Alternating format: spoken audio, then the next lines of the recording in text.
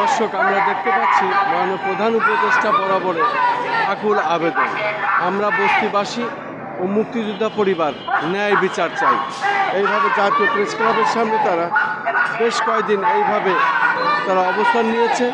তারা মুহুর্মুহুর স্লোগান দিচ্ছে এবং তাদের দাবি আদায়ের লক্ষ্যে তারা জাতীয় প্রেস ক্লাবের সামনে এইভাবে দাঁড়িয়েছে।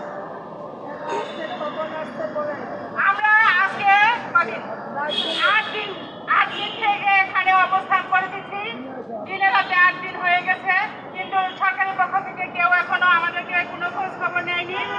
আমরা অনেক চেষ্টা করতেছি। আমাদের এই সম্পদ, এটা আমাদের নিজস্ব সম্পদ ছিল। আমরা যখন বস্তিতে ছিলাম তখন এটা আমাদের নিজস্ব সম্পদ ছিল, কিন্তু স্বৈরাচার শেখ হাসিনা যখন ছিল তখন প্রধানমন্ত্রী থাকাকালীন এটা আমাদের কাছ থেকে কেড়ে নেওয়া হয়েছে। আমরা হাইকোর্টে রিট করেছি,